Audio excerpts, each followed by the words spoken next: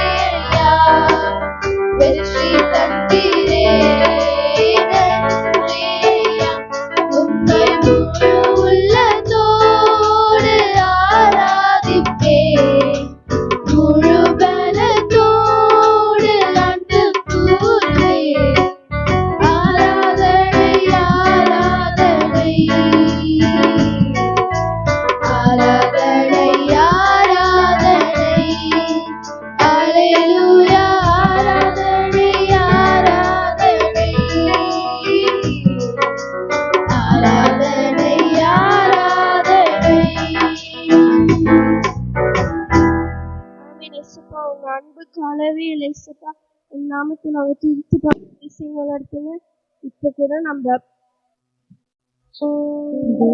இதானவர் நம்முடைய ஒரே பேரான குமாரனை இந்த உலகத்துக்காக கொடுத்திருக்காரு.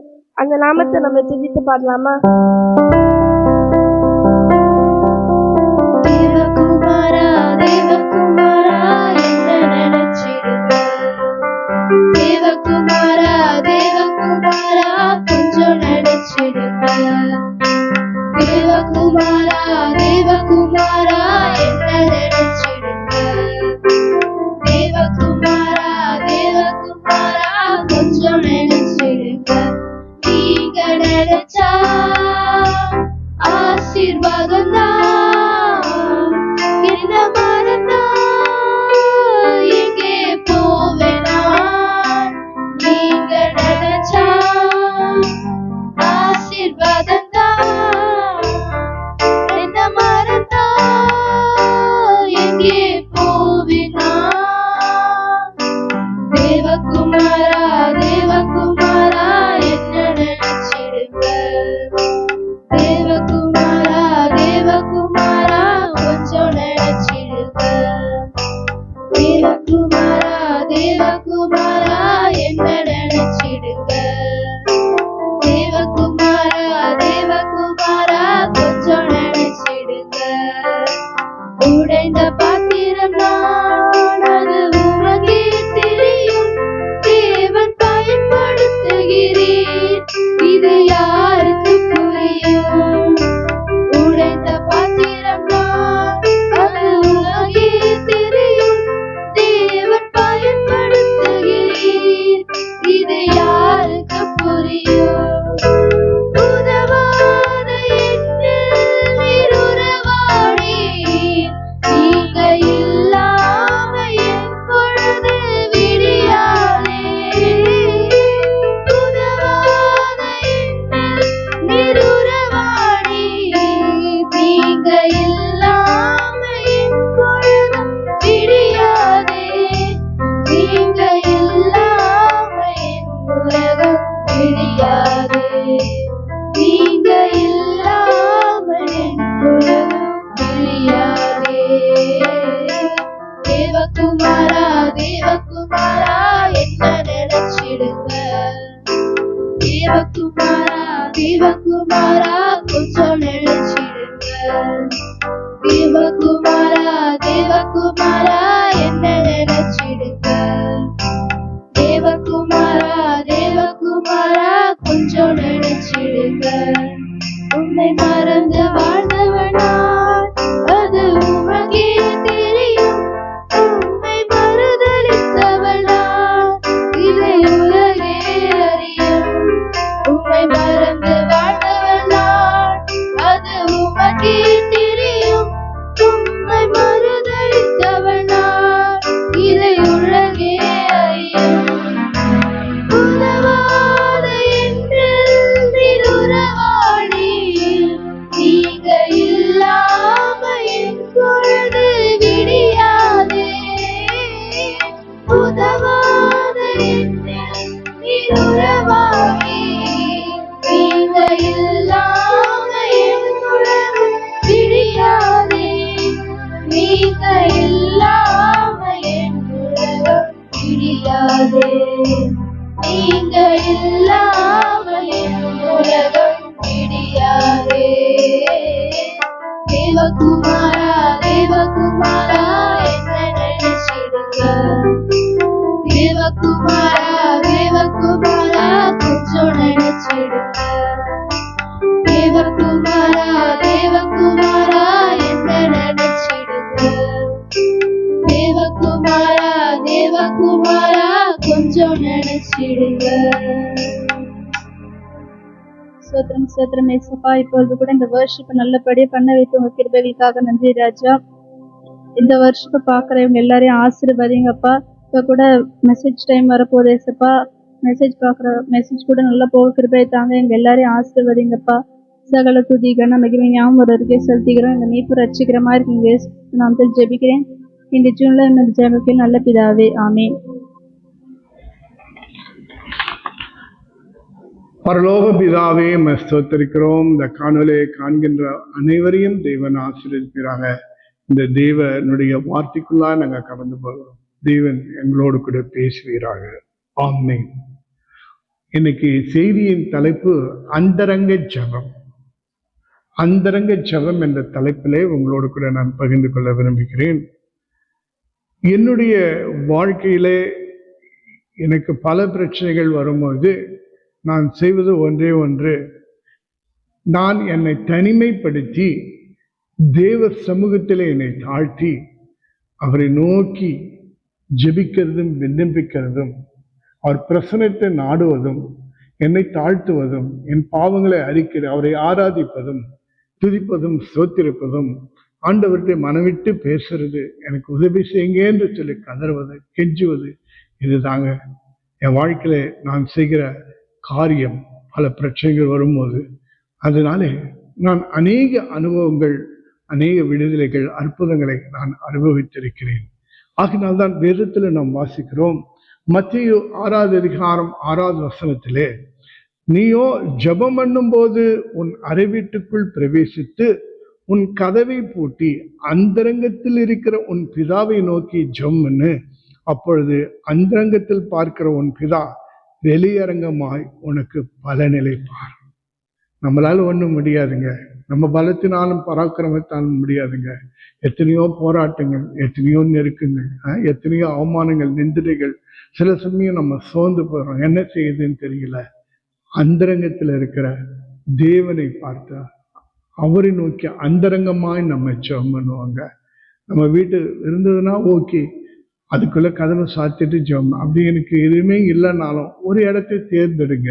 அதுல உட்கார்ந்து தனிமையா தேவனிடத்துல உங்க நேரத்தை செலவிடுங்க.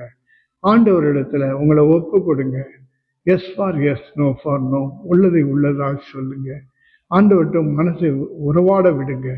உங்கள் மனசுல இருக்கிறதெல்லாம் இயேசுவிடத்துல கொண்டு போங்க. ஆண்டவர் அதையெல்லாம் கேட்பார். ஆண்டவரிடத்துல அந்தரங்கமாய் நாம் பேசி அந்தரங்கமாய் அவரை நோக்கி ஜெபம் பண்ணும் போது அதை பார்க்கிறவராய் இருக்கிறார். நம்மை தூர தள்ளுறதில்ல, நம்மை புறம்பே தள்ளுவதும் அல்ல, நம்மை வெறுக்கிறவரும் அல்ல, நம்மை கைவிடுறவரும் இல்லை. ஆண்டவர் நிச்சயமா நமக்கு உதவி செய்கிறவராக இருக்கிறார்.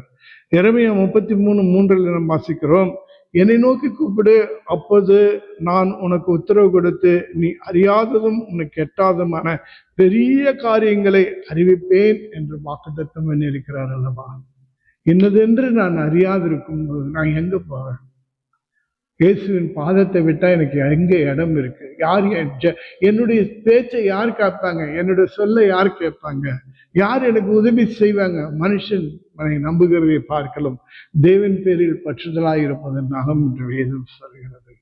நம் மனுஷிடத்துல போய் கதர்னா ஒரு காதால கேட்டு இன்னொரு காதால, அவனுக்கு பலவீனம், அவனுடைய குறைகள் அதிகம், அவனுக்கு உன்னால முடியாது, எதுவும் செய்ய முடியாது. ஆனா கர்த்தராலே எல்லாம் முடியும். மனுஷரால் கூடாதது தேவனாலே கூடும். ஆண்டவரத்துல அந்தரங்கமாய் அன்னோனியமாய் ஆண்டவரை செலவழிக்கணும். தனிமையிலே கர்த்தரிடத்துல செலவழிக்கிற நேரத்தை உள்ளத்தை உறவாட விடணும். எனக்கு என்ன செய்யுதுன்னு தெரியும், எனக்கு உதவி செய்யுங்க ஆண்டவரே. கண்ணூரோடு ஜெபித்து பாருங்களேன், கர்த்தர் உதவி செய்வார். எந்த காரியமா இருந்தாலும் கர்த்தரிடத்துல அந்தரங்கமா ஜெபித்து பாருங்கள், ஆண்டவர் உதவி செய்வார். பாருங்க, நாம் அப்ரஹாமி குறித்து வாசிக்கிறோம். ஆண்டவர் லோத்து சோதோம் குமராவை நான் அழிக்க போறேன் என்று சொல்லும் போது அப்ரஹாமுக்கு லோத்தும் அவன் குடும்பம் அங்கு இருப்பது அவன் உள்ளத்திலே அவன் அறிந்திருக்கிறான். அப்போ சோதோம் குமரா அழியும் போது லோத்தும் குடும்பம் அழிந்து போகும். அப்போது கர்த்தரை நோக்கி அந்தரங்கமா ஜெபம் பண்றான். அங்கு வேற யாரும் இல்லை, கர்த்தர், அப்ரஹாம், அவ்வளவுதான். ஆண்டவரே 50 பேர் இருந்து அழிப்பீரோ, 45 பேர் இருந்து அழிப்பீரோ, 40 பேர், 10 பேர் இருந்து அழிப்பீரோ, ஆண்டவர்கிட்ட மன்றாடுறான். அந்தரங்கமாய் மன்றாடுறான். தனிமையிலே ஆண்டவர்கிட்ட பேசுறான். லோத்துக்காக பரிந்துரைக்கிறான், மன்றாடுகிறான், திறப்பில நிற்கிறான். ஆண்டவர் 10 நீதிமான் இருந்தாலும் நான் அந்த சோதம் குமார அழிக்க மாட்டேன்னு சொல்றார். ஆனா அங்க 10 நீதிமானே இல்லைங்க. அங்க இருக்குது ஒரே ஒரு நீதிமான். யாருன்னு சொன்னா அந்த லோத்து மாத்திரம் தாங்க. ஆனாலும் அந்தரங்கத்துல ஏறெடுத்தாரு பாருங்க அப்ரஹாம். ஏறெடுத்த அந்த ஜபத்தை கர்த்தர் கேட்டார், அவனுக்கு உதவி செய்தார். அவன் என்ன செஞ்சாரு, லோத்தியும் அவன் மனைவியும் அவங்க பிள்ளைங்க கைப்பிடிச்சிட்டு ஜீவன் தப்ப மலைக்கு தப்பி ஓடி போன்னு சொல்லி சீக்கிரமா அவன் அவசரப்படுத்தி வெளியே அனுப்புகிறவராக இருக்கிறார். இதுதாங்க அந்தரங்கத்துல ஏறெடுக்கிற ஜெபத்துக்கு அவ்வளோ வல்லமை உண்டுங்க. நீங்க அந்தரங்கத்துல யாருக்கு வேணாலும் ஜெபம் பண்ணி பாருங்க, ஆண்டவர் உதவி செய்வார், அழிவிலிருந்து விடுவிப்பார், காப்பார். அங்க 10 நீதிமான்கள் யாருமே கிடையாது, யாருமே இல்லை. போகும்போது கூட அந்த லோத்தினுடைய மனைவி திரும்பி பார்த்து உப்பு தூணா போயிட்டு அவன் மனசெல்லாம் சோதம் குமரால தான் இருந்துச்சு. கொஞ்சம் யோசிச்சு பாருங்க, அந்த ஒருவனுடைய அந்தரங்க ஜெபத்தினாலே ஒரு குடும்பத்தை ஆண்டவர் வெளிப்படுத்தினார், அவர்கள் அழிந்து போகாதபடிக்கு. அவ்வளவு அருமையான தேவனுங்க நம்முடைய தேவன். நம்முடைய அந்தரங்க ஜெபத்தை கேட்கிறவராய் இருக்கிறார். இன்னொரு காரியம் பாருங்க, நாம் யாக்கோபை குறித்து நாம் வாசிக்கிறோம். யாக்கோபு பாருங்க, ஆண்டவர் தனிமையிலே இருந்த போதும் ஆண்டவர் அவனுக்கு தரிசனத்தெல்லாம் கொடுத்தார். நான் சொன்னது செய்யும்போதும் உனக்கு கைவிட மாட்டேன்னு சொன்னார். அந்த இடத்துக்கு அவன் பெத்தேல் என்று பேரு, தேவனுடைய வீடு, மெய்யாக தேவன் இங்க இருக்கிறான்னு சொல்லி அவன் லாபான் வீட்டுக்கு போகிறான். லாபான் வீட்டுல போய் எல்லா ஆடு ஏமாற்றப்பட்டு எவ்வளோ இருக்கு, அத்தனையும் அவன் 2 பெரிய பரிவாரங்களினாலே அவன் பரிவாரங்கள் அளவுக்கு தேவன் ஆசீர்வதித்து மனைவிகள் பிள்ளைகளோடு திரும்பி வருகிறான்.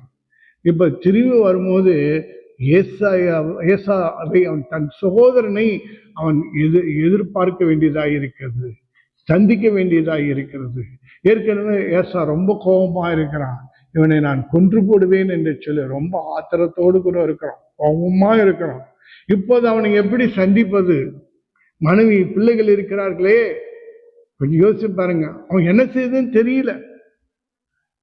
ஆனா பகையானது அவ்வளவு, பழி வாங்குவது அவ்வளவு பயங்கரமானது.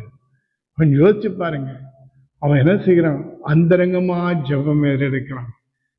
அந்த யாப்போக்கு நதி கரையில இரவு முழுவதும் தன்னுடைய மனைவி பிள்ளைகள்லாம் அக்கறைக்கு அனுப்பிட்டு இரவு முழுவதும் அந்த கரையில உட்கார்ந்து தேவனோடு போராடுகிறான், ஜெபத்திலே போராடுகிறான். கொஞ்சம் யோசிச்சு பாருங்க, இதுதான் அந்தரங்க ஜெபம். கர்த்தர் அவனுக்கு வெளியரங்கமா அவருக்கு பதில் அளிக்கிறார். எப்படி பதில் அளிக்கிறார் தெரியுங்களா? ஏசா வரான், தன்னுடைய தம்பியை கட்டி பிடிச்சு முத்தம் கொடுக்கிறான். உனக்கு எது உதவி செய்யணுமா, என் நாட்களை விட்டுட்டு போட்டோமா என்றெல்லாம் கேட்கிறான். கொஞ்சம் யோசிச்சு பாருங்க, அந்த பகை மாறி அன்பாய் மாறி விடுகிறது. இதுதாங்க அந்தரங்க ஜெபத்துல நீங்க ஏறெடுக்க அத்தனையும் தேவன் வெளியரங்கமாய் பதில் கொடுப்பார். யாக்கோபின் வாழ்க்கையில அது நடந்தது. மனோசேவை சத்துருக்கள் பிடித்து கொண்டு போய் விட்டார்கள். கர்த்தரை நோக்கி மனோசே ராஜா ஜபம் என்றான், கெஞ்சிரானா. கர்த்தரை அவனை எல்லா பொல்லாப்புக்கும் விடுதலை செய்து திரும்பி வர செய்கிறார். அந்தரங்க ஜபத்துல விடுதலை கிடைக்கும். எவ்வளவுப்பட்ட பெரிய நெருக்கம் வந்தாலும் கர்த்தர் விடுவித்து விடுவார். அல்லேலூயா. கொஞ்சம் யோசிச்சு பாருங்க, ஆண்டவர் அவ்வளோ பெரியவராக இருக்கிறார். எலியா கூட என்ன செஞ்சான், ஆண்டவரை பார்த்து போதும் கர்த்தாவே என் ஆத்மாவை எடுத்துக்கொள்ளும், அந்தரங்கத்துல ஜெபம் பண்றான். ஏன்னா எசேவேலை குறித்த பயம். ஆனால் சோர்ந்து போயிட்டான். பெரிய பெரிய அற்புதம்லாம் செஞ்சான், வானத்திலிருந்து அக்னியெல்லாம் வருஷித்தான், மழையெல்லாம் கொண்டு வந்தான். ஆனா எசேவேல் வார்த்தைக்கு அவன் நிக்க முடியல, பயந்து நடுங்கிட்டான். சொல்றான், எல்லாரும் செத்து போயிட்டாங்க ஆண்டவரே, நான் ஒரு தீர்க்கதரிசி தான் நான் மீண்டு இருக்கிறேன். ஆண்டத்துல பாகாலுக்கு முழங்கால் படியிடாத 7000 பேரை நான் மீறி வச்சிருக்கேன்னு சொல்றேன். அவன் அந்தரங்கத்தை எடுத்த ஜெபத்துக்கு ஆண்டவர் அவனுக்கு பதில் கொடுத்து அந்த பயத்திலிருந்து விடுதலை செய்து அவனுக்கு ஒரு திட்டத்தையும் கொடுத்து அவனுக்கு பதிலாக மற்றவர்களை ஊழியர்களாக ஏற்படுத்தும்படி அபிஷேகிக்கும்படியாக எல்லா ஆலோசனையும் தேவன் கொடுத்து இறுதியில அவனை சொல் காற்றிலே பரலோகத்துக்கு கொண்டு போய் விடுகிறார், உயிரோடு கொண்டு போயிட்டார். கொஞ்சம் யோசிச்சு பாருங்க, அந்தரங்கத்துல நீ ஏறெடுக்கிற அந்த ஜெபத்துக்கு தேவன் வெளியரங்கமாய் பதில் கொடுப்பார், வெளியரங்கமாய் பதில் கொடுப்பார். இதுதான் அந்தரங்க ஜெபத்தினுடைய மகிமையாகும். இதுதான் ஆண்டவர் சொல்றாரு, நீ ஜெபம் பண்ணும் போது உன் அறை வீட்டுக்குள் பிரவேசித்து உன் கதவை பூட்டி அந்தரங்கத்திற்கு உன் பிதாவை நோக்கி ஜெபம், அப்பொழுது அந்தரங்கத்தில் பார்க்கிற உன் பிதா வெளியரங்கமாய் உனக்கு பலனளிப்பார். என்னை நோக்கி கூப்பிடு, அப்போது நான் உனக்கு உத்தரவு கொடுத்து நீ அறியாது விட்டான் பெரிய காரியங்கள் செய்வேன் என்று சொல்கிறார். நீதிமான் செய்யும் ஊக்கமான வேண்டுதலுக்கு மிகவும் பலனுள்ளதாய் இருக்கும். என்று சொல்லப்பட்டிருக்கிறது. அது மாத்திரமல்ல, நீங்கள் ஒன்றுக்கும் கவலைப்படாமல் எல்லாவற்றையும் குறித்து உங்கள் விண்ணப்பங்களை ஸ்தோத்திரத்தோடு கூட ஜெபத்தினாலும் வேண்டுதனாலும் தேவனுக்கு தெரியப்படுத்துங்கள். அப்போது எல்லா புத்திக்கும் மேலான தேவ சமாதானம் உங்கள் இருதயங்களும் உங்கள் சிந்தைகளையும் கிறிஸ்து இயேசுக்குள்ளாய் காத்துக்கொள்ளும் என்று சொல்லப்பட்டிருக்கிறது. நாம் எதையாவது அவருடைய சித்தத்தின்படி கேட்டால் அவர் நமக்கு செவி கொடுக்கிறார் என்பது நாம் அவரை பற்றி நாம் கொண்டிருக்கிற தைரியம். நம்ம எதை கேட்டாலும் அவர் நமக்கு செவி கொடுக்கிறார் என்று நாம் அறிந்திருந்தோமானால் அவரிடத்தில் நாம் கேட்டவைகளை பெற்றுக்கொள்வோம் என்றும் அறிந்திருக்கிறோம். அந்தரங்கத்துல ஜெபத்துல சில சமயம் உங்களுக்கு உங்களுடைய நினைவுகளுக்கு அப்பாற்பட்டதாக கூட இருக்கலாம், எதுவா இருந்தாலும் சரி. ஆனாலும் கூட தேவ சித்தத்தின்படி கேட்டால் நிச்சயமா ஆண்டவர் அங்கேயே உங்களுக்கு தைரியத்தை கொடுத்துருவார். அல்லேலூயா. கர்த்தருடைய நாம் மகிமைப்படுவதாக. ஆகினாலே நாம் பிதாவை நோக்கி அந்தரங்கத்திலே ஜெபம் பண்ணுவோம், முழங்காறு படிட்டு வேண்டுவோம். அந்தரங்கத்துல ஏறெடுக்கிற ஜெபத்துக்கு அந்தரங்கத்துல நம்மை பார்க்கிற பிதா வெளியரங்கமா நமக்கு பலன் கொடுப்பார். அல்லேலூயா. God bless you all. இந்த காணொலியை கண்ட அனைவரையும் கர்த்தர் ஆசீர்வதிப்பாராக. ஆரம்பம் முதல் முடிவு வரைக்கும் நடத்தும் கிருபைக்காக ஸ்தோத்திரம். நல்ல பிதாவே, ஆமென். என் ஆத்மாவே கர்த்தரை ஸ்தோத்திரி, என் முழுமையா பரிசுத்த நாமத்தை ஸ்தோத்திரி. என் ஆத்மாவே கர்த்தரை ஸ்தோத்திரி, கர்த்தர் செய்த சகல உபகாரங்களையும் மறவாதே. ஆமீன், ஆமீன், ஆமீன்.